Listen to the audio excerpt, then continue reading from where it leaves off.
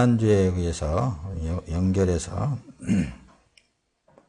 이제 절기는 예수 그리스도의 모형이다 라는 제목으로 지난주부터서 지금 현재 하고 있습니다.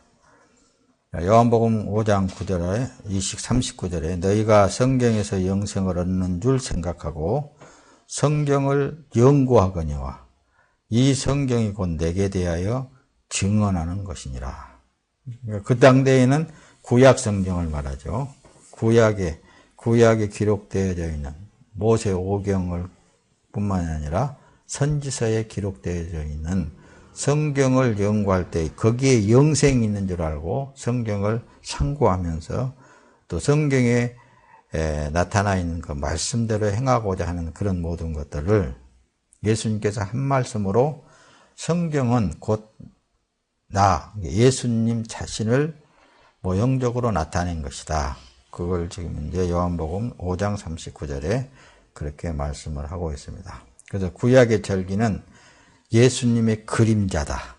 지난주에 이어서 지금 현재 말씀을 두 번째로 오늘 이번 주에 드리는 것입니다. 자, 지난 시간에는 이제 첫째 무교절, 두 번째 유월절, 세 번째 초실절, 그리고 네 번째 오순절까지 이제 우리가 이제 예수님이 이루신 일에 대해서 공부를 했습니다. 자, 무교절은 다시 상기합시다. 유월절 행사를 하기 위해서 흠 없는 양을 준비하는 날. 그때는 모든 그러니까 유월절에 참여한 사람들을 누룩이 없는 빵, 그러니까 전병을 먹는데 이게 이제 전혀 거기에 이물질이 섞이지 않는 빵을 일주일 동안 먹게 만든 거란 말씀입니다. 그래야 그 유월절 제사 지낸 데에 참여할 수 있는 거예요. 그래서 무교절은 유월절을 지키기 위해서 제물을 준비하는 행사다. 6월절에는 딱 이제 보게 되면 그렇다 그랬죠. 양이 주체란 말씀입니다. 제물이 주체예요. 제물이 예수님이 이제 오셔서 단번에 당신의 생명을 주심으로 말미암아 하나님 아버지 앞에 화목제물로 주심으로 말미암아 6월절 제사가 완성되어져 버린 거예요. 자, 초실절은 뭐예요? 죽은 지 사흘 만에 다시 부활하신 첫 열매가 되신 거예요. 첫 열매. 오순절은 어때요? 부활하시고 40일 동안 계시다가 하늘로 올리우신 지 후에 소위 칠칠절이라고도 하고 오순절이라고도 하고 또는 맥추절이라고도 한다고 말씀입니다. 그걸 이제 오순절, 그때 성령 강림, 지금도 성령 강림 주일이라고 해서 7주일 이후에 지키는 교회들이 많이 있습니다. 오늘은 이제 나팔절에 대해서 말씀을 같이 함께 은혜를 나누려고 합니다. 다섯 번째가 나팔절, 사도들의 복음 전파. 근데 민수기에 이제 기록이 되어 있습니다. 민수기 10장 2절에서 10절 내용을 쭉 보게 되면은 회중들을 모으기 위해서 나팔을 분단 말씀입니다. 그 당대에 회중들을 모으기 위해서 나팔을 불었어요. 지금은 어때요? 성령이 오신 이후에 복음의 나팔이 불어지는 거예요. 나팔은 그래서 처음부터 끝까지 나팔이 불려진다고 여러분들에게 말씀을 증거했습니다. 미리. 나팔은 구약시대부터 하나님의 행사를 나타내기 위해 매우 중요한 역할을 했단 말씀입니다. 고로 처음부터 마지막 종말까지 이 나팔은 사용되어지겠어요. 구약시대에는 지금 현재 우리가 이렇게 불고 있는 그런 나팔처럼 쫙 해갖고 빵빵빵 하는 그런 나팔이 있고 뿔로 이렇게 쫙 생겨져 있는 거 붕 하는 나팔이 있습니다. 나팔 모양이 뭘로 만들어졌든 어떤 소리가 나든 그것은 복음, 지금 현재 우리에게 성령 임재되어져서 예수 그리스도 복음의 나팔을 불고 있는, 복음을 전하고 있는 그 나팔 부는 거란 말씀입니다. 그래서 처음부터서 끝까지 나팔은 불리워지고 있다. 자, 그래서 오순절에 성령이 임재되어진 사람들이 복음을 외치는 말씀을 기록한 것이 나팔절. 다 이뤘잖아요. 그러니까 지금도 이 나팔절은 이루어가고 있는 거예요. 계속 성령이 임재되어진 사람을 통하여서 이제 구원받을 하나님의 백성들에게 나팔을 불어 찾았어요. 예수 그리스도가 우리의 구원자이십니다. 나팔을 부는 거예요. 그럼 듣는 자는 그 안에 이미 성령이 임재되어진 사람은 그 말을 듣게 되어 있어요. 그다음에 전도지 하나를 받았다 한다 할지라도 그 속에는 복음이 들어가 있단 말씀입니다. 성령이 임재된 거기에 감동되어져 가지고 성령이 그 마음을 감동시키는 거예요. 아, 나 교회 나가야 되겠다. 이런 쪽으로 이렇게도 하면서 지금도 역시 복음의 나팔은 불리워지고 있다. 복음을 받은 사람이 그래서 나팔을 불 때 하나님께서 남겨놓았던 백성들이 그 나팔 소리를 듣고 모이게 되어 있다고 말씀합니다. 더 알아보려고. 자, 그 다음에 여섯 번째로 속죄절이 있습니다. 속죄절. 나팔절 다음에 속죄절이 있어요. 출애굽기 25장 17절, 22절 이렇게 쭉 보게 되면은 이 이제 복음을 듣고 죄를 회개한다는 말씀입니다. 이게 이제 속죄절. 죄를 속한다. 그거예요. 속죄절은 죄를 없이 한다. 대속한다. 뭐 여러 의미가 있죠. 그래서 복음의 나팔 소리를 듣고 하나님의 백성들은 완전히 하나님 앞에 이제 돌이키는, 회개하는 일이 일어나게 되어 있다고 말씀합니다. 그걸 구약시대의 나팔절이라고 그렇게 이제 지켰다고 말씀합니다. 그걸 누가 이뤘어요? 예수님이 오셔갖고 다 이루었잖아요. 이루신 그걸 지금도 어때요? 계속 나팔 소리를 듣고, 복음을 듣고, 하나님의 말씀을 전해 듣고, 예수를 전해 듣고, 이제 돌이켜. 그래서 예수를 만나게 되면은, 이제 죄가, 그동안에 있던 자기의 모든 죄는 눈처럼 희게 되어 버린단 말씀입니다. 모든 죄는 다 사라져 버린단 말씀입니다. 사라지는 그 과정들을 이제 여러분들에게 이제 말씀을 많이 드렸어요. 그 길은 십자가의 길이다. 그런 쪽으로. 그 길은 자기의 육체에 속해 있는 모든 죄를 예수님이 짊어지고 십자가에서 죽듯이 자기의 육체는 죽어지고 그 안에 임재하신 성령 하나님만 인정하라고 말씀합니다. 나는 그래서 이제 죽어도 주님의 것이고 살아도 주님의 것이고 사나 죽으나 주님의 것입니다라는 것을 인정하는 거예요. 왜? 그래서 이제 그때부터는 내 삶이 아니잖아요. 예수님이 피를 값주고 샀으니까 이제 주인은 예수 그리스도란 말씀입니다. 이렇게 이제 복음을 받고 이렇게 죄를 용서함 받고 나니까 아, 나의 주인이 진짜 하나님이시라는 것을 발견하게 된다. 자, 그래 마귀의 계기를 능히 대적하기 위하여 하나님의 천신갑주를 입으라. 그렇게 이제 에베소서 6장 11절에는 그렇게 기록을 하고 있습니다. 자, 빨리빨리 지나갑니다. 이제 일곱 번째 초막절이라는 게 있어요. 초막절. 근데 이 초막절뿐만 아니라 그 뒤에는 또 수장절이 있고 장막절이 있어요. 장막절이나 초막절이나 뭐 같은 의미인데 예수 안에 예비처에 들어가는 것을 말한다는 말씀. 레위기 23장 이제 34절 이렇게 쭉 보게 되면은 성경 전체적인 내용들을 보게 되면은 끝에 가서는 뭐예요? 장막이 있는데 장막 안에 다시 말하면 예비처 안에 예수 그리스도 안에 다 같은 뜻이에요. 그리스도 안에 들어가는 것을 초막절이다, 장막절이다 이렇게 말씀을 이제 지켜라 이렇게 말씀을 하는 거예요. 자, 계시록 먼저 띄웁니다. 7장 15절에 보면 그렇죠. 그러므로 그들이 하나님의 보좌 앞에 있으며 그분의 성전에서 밤낮으로 그분을 섬기고 보좌에 앉으신 분께서 그들 위에 장막을 치실 것이니. 이미 계획된 대로 이제 우리가 예수 그리스도 안에 들어가 있는 삶은 뭐예요? 세상이야 어떻게 변하든 하나님의 보호하심 속에 우리는 지금 이제 살고 있다고 말씀입니다. 뒤에 조금 더 말씀을 띄워볼까요? 자, 그들이 다시는 굶주리거나 목말라 하지 않을 것이며 해나 그 어떤 뜨거움에도 그들을 상하게 하지 못할 것이다. 이게 보면은 굶주린다 그러니까 꼭 뭐 밥을 못 먹었다, 뭐 고기를 못 먹었다, 뭐 먹을 것을 못 먹었다 그런 의미가 아니라 하나님의 말씀을 못 먹은 것을 굶주린 거라고 말씀합니다.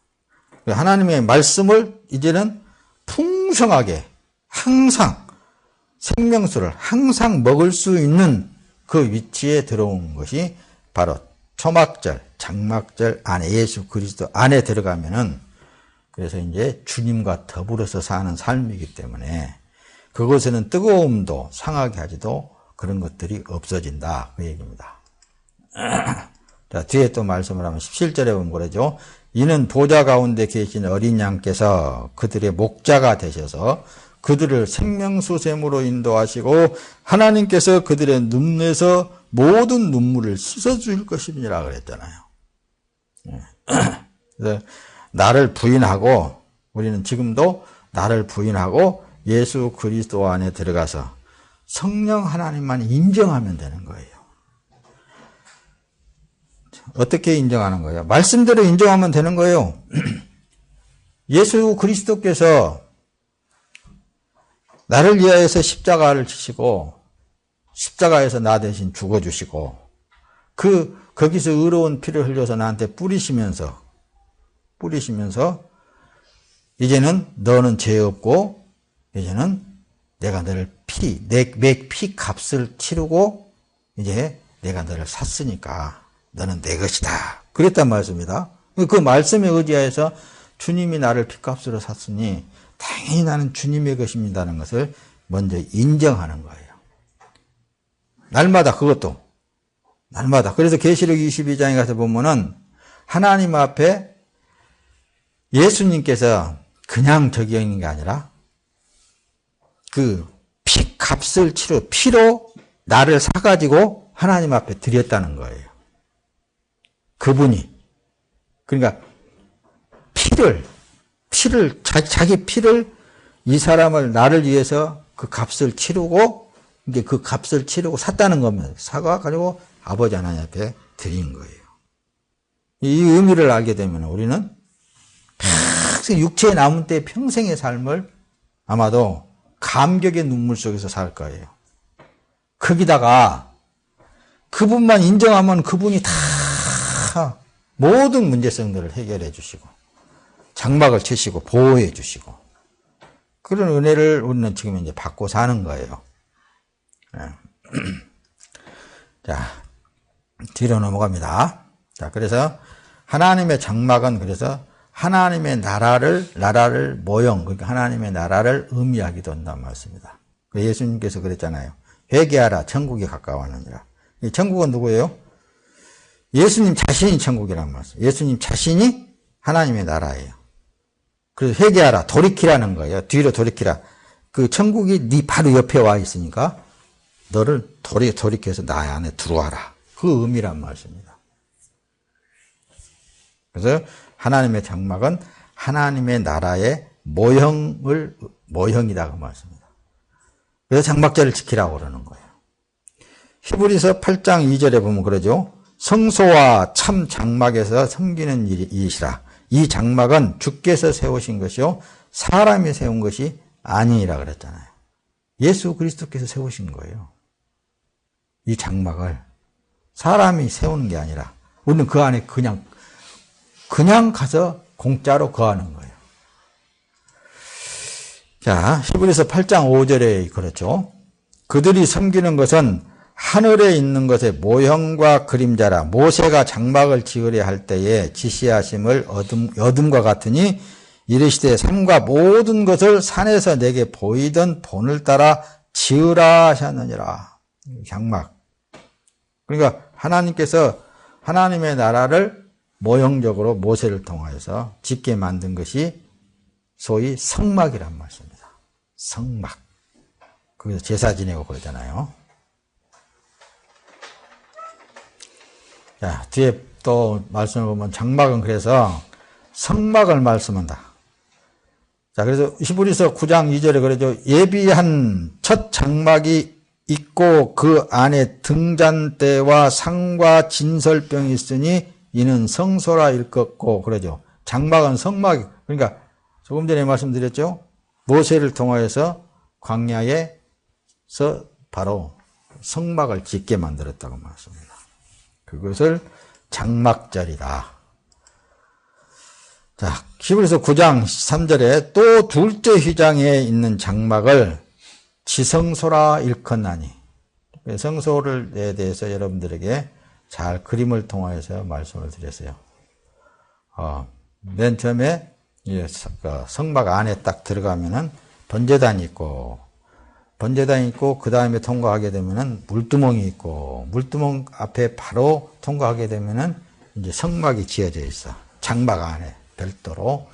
그래서 성막 안에 들어가게 되면은 우측에는 떡상이 있고, 좌측에는 7 촛대가 있고, 그 앞에 분향단이 있는데 분향단 앞에 휘장이 딱 가려져 있단 말씀입니다.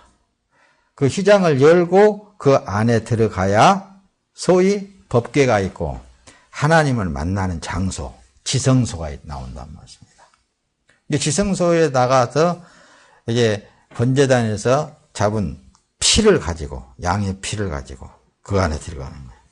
예수님이 십자가에서 물과 피를 다 흘리고 다 쏟고 이제 다 이루었다 했을 때에 이 성막 안에 있는 휘장, 이게 성막 안에 있는 지성소와 성막과 막아져 있는 휘장이 위에서부터 밑으로 쫙 찢어졌단 말씀입니다.